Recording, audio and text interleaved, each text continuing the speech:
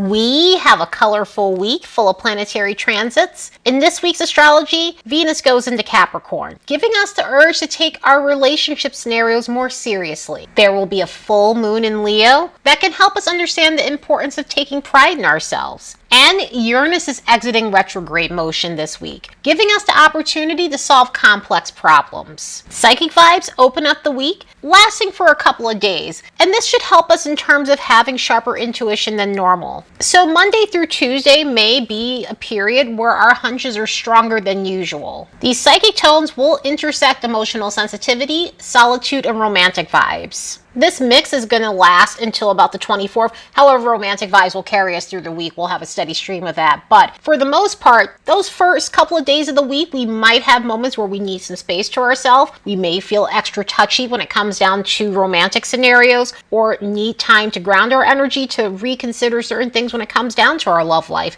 and other things that are going on in our personal life. That romantic energy will continue through the rest of the week. And by the time we get to the 26th through 28th, it's going to intersect mental, emotional sensitivity, solitude, along with family and friends. But because of the quality of the weekend and the transits that we have going on, even if we feel touchy and need a little bit of space, and we were feeling like that since the middle of the week, this may be a period where we want to shake things off, do something outside of the norm, be adventurous, and engage in stimulating activities. So yeah, we're in for a ride this week. Let's look at these next bunch of days and see what we can expect.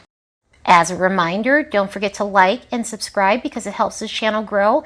And if you'd like to support the work of this channel, you could do so by buying me a fresh cup of coffee. There's a link in the description box below.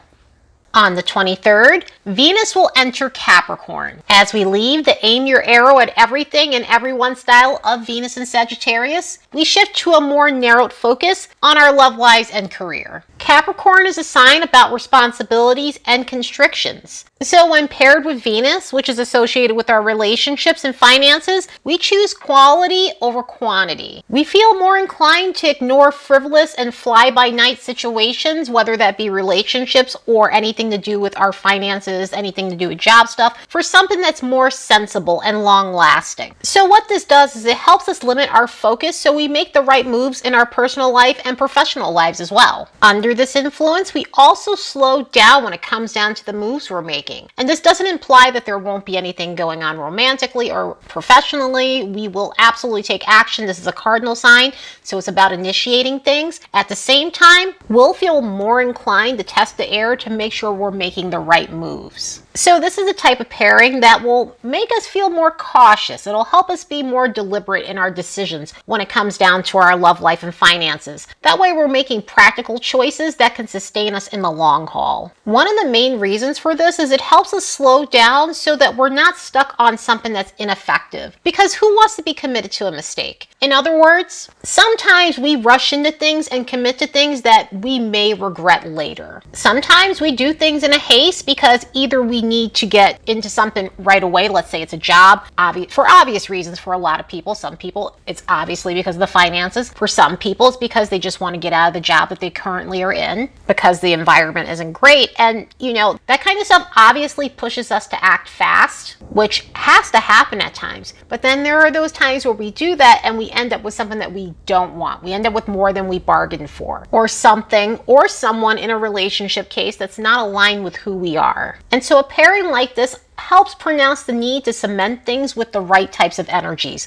the right types of people, the right types of job situations. Also, if you're currently in the right type of alignment, this is the type of energy that helps you double down on what's working for you and moving away from things that may be a distraction, moving away from things that may limit your progress. And so a vibe like this can help us set the right tone for our love lives, where we slow down a bit and we ensure that whoever we're connecting with is the right type of energy for us, is the right type of partner for us. So if you're single, this may be a time where you're questioning if this person fits into your long-term plan. There might be questions like, is this something that I can see myself seriously doing, or can I take this person seriously? Will they be capable of giving me a serious relationship? Questions like that can feel more revved up than normal in an energy energy like this. For those who are already in committed relationships, this could be a period of really cementing your relationship and gaining some sort of consistency that you've been looking for. Because Venus is about what we enjoy and how we adorn ourselves, this may be a time where we're wanting to splurge on the finer things in life. Capricorn happens to be about status. It happens to be about outward security. So this might be a time where we feel more interested than typical on some higher end things or fine dining. But if it's not on that end, it could be about doing something that's more traditional, since this sign rules the standardized way of how we do things. So it could be doing classical things or getting wrapped up in traditional items,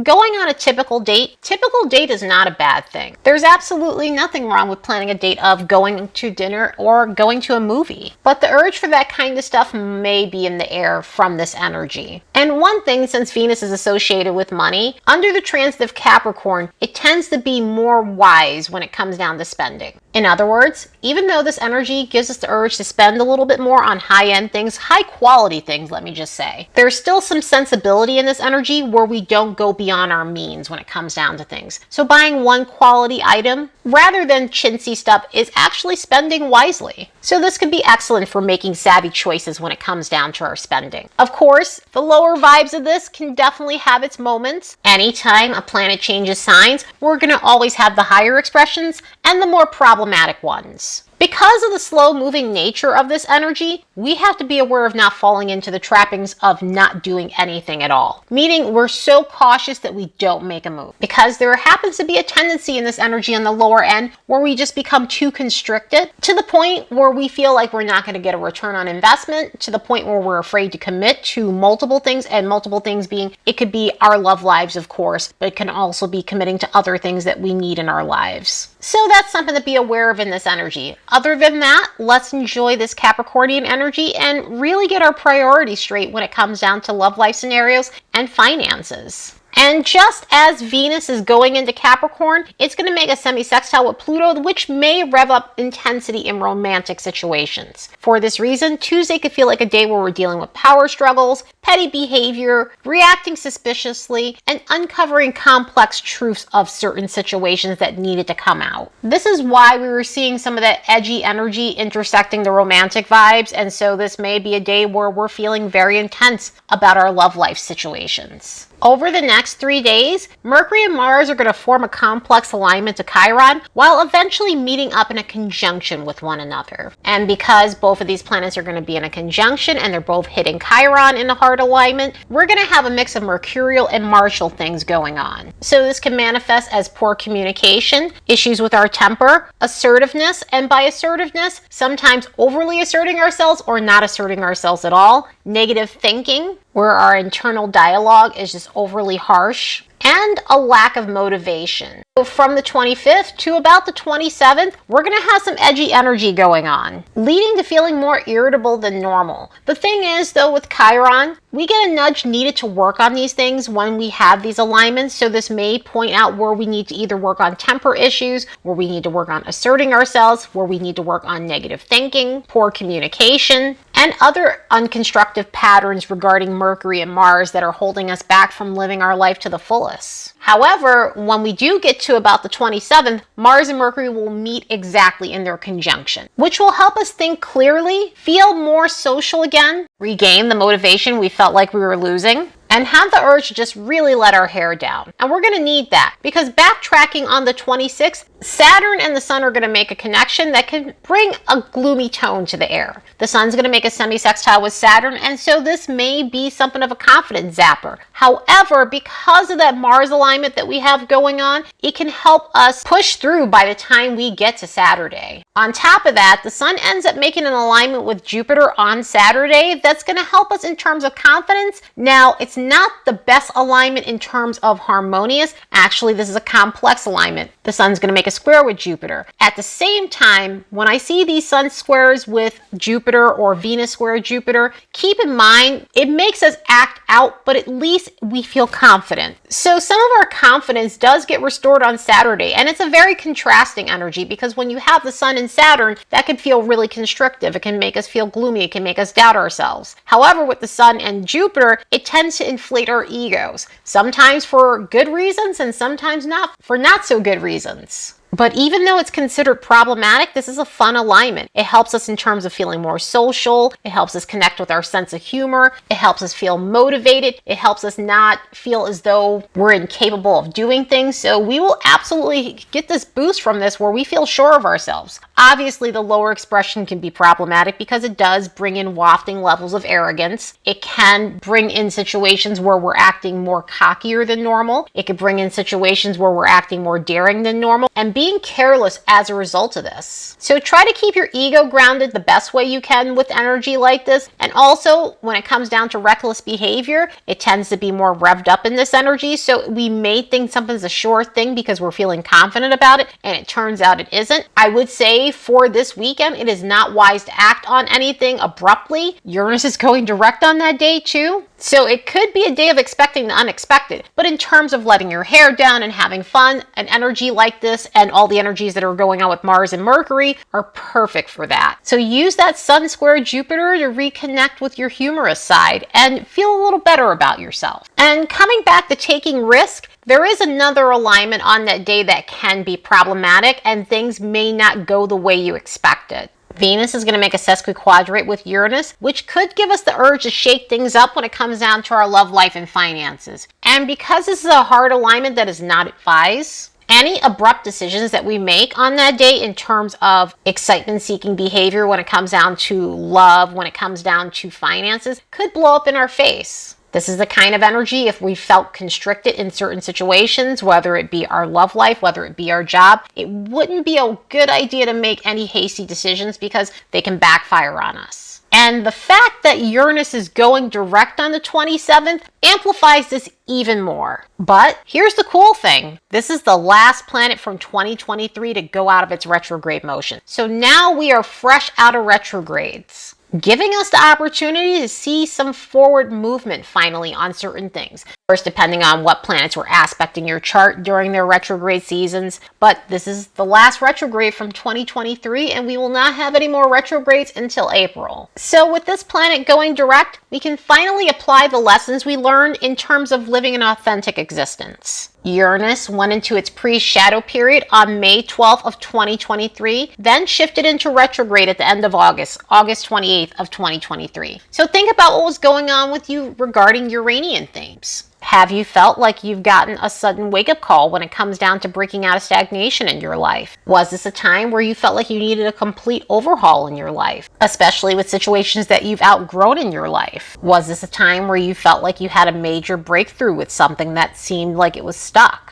Through these last 5.5 months, have you came to a realization that you need to stop repressing your own needs? In other words, has this been a period where you're realizing that you've been suppressing your own goals and dreams in order to make other people comfortable? Or it's a situation where you're not being your authentic self because in a lot of ways that may not be acceptable to certain people and you've been suppressing who you are in order to fit someone else's mold. With these types of retrogrades, we become more self-reliant. So was this a period where you started prioritizing your own personal freedom? And that could be something like breaking out of constrictive situations or even the way you express yourself in life. That way, you're not repressing who you are. And this comes back to one of the biggest Uranian themes, and that's connecting with people who are on the same wavelength as you. So was this a period where you were realizing that you need to connect with people who are aligned with your purpose, people who are aligned on an energetic level, on an intellectual level, on a level where you guys have the same goals and want the same things in life? So this could have been a time where you were realizing that you need to seek out those who are on the same frequency as you. And speaking of frequencies, this could have been a period of having some sort of awakening, whether this is an intellectual awakening, a spiritual awakening,